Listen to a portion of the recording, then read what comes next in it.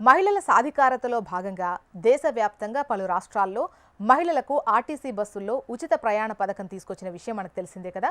తమిళనాడు, తెలంగాణ, ఆంధ్రప్రదేశ్, కర్ణాటక, ఢిల్లీ, పంజాబ్, జమ్మూ కాశ్మీర్, మహారాష్ట్ర తదితర రాష్ట్రాల్లోని మహిళలకు ఉచిత బస్సు ప్రయాణం కల్పిస్తున్నారు. ఈ పథకాన్ని ఫస్ట్ టైం ఢిల్లీలో అమలు చేశారు. 2019లో ఆనాటి కేజ్రీవాల్ సర్కార్ ఢిల్లీ ఎన్నికల్లో ఇచ్చిన హామీ మేరకు ఈ పథకాన్ని ప్రవేశపెట్టారు. మహిళా సమ్మాన్ యోజన పేరుతో మహిళలకు ఉచితంగా బస్సు ప్రయాణ సౌకర్యం కల్పించారు. ఈ పథకం విజయవంతం కావడంతో పలు రాష్ట్రాల్లో అమలు చేస్తున్నారు.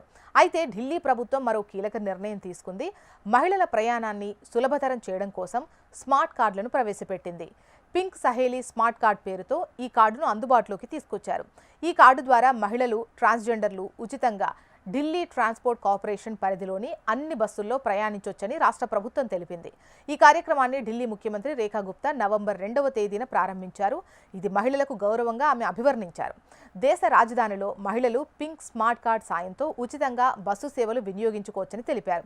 ఆ తర్వాత ఢిల్లీ ముఖ్యమంత్రి రేఖా గుప్తా తన అధికారిక ఎక్స్ ఖాతాలో పోస్ట్ చేశారు. ఢిల్లీ ప్రభుత్వం పింక్ సహేలీ స్మార్ట్ కార్డును మహిళలు, ట్రాన్స్జెండర్ కోసం తీసుకొచ్చింది.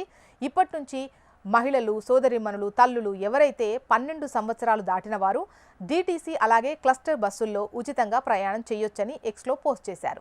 ఇక పింక్ సహేలీ స్మార్ట్ కార్డ్ మహిళా సాధికారతలో కీలక పాత్ర పోషిస్తుందని ఆశాభావం వ్యక్తం చేశారు.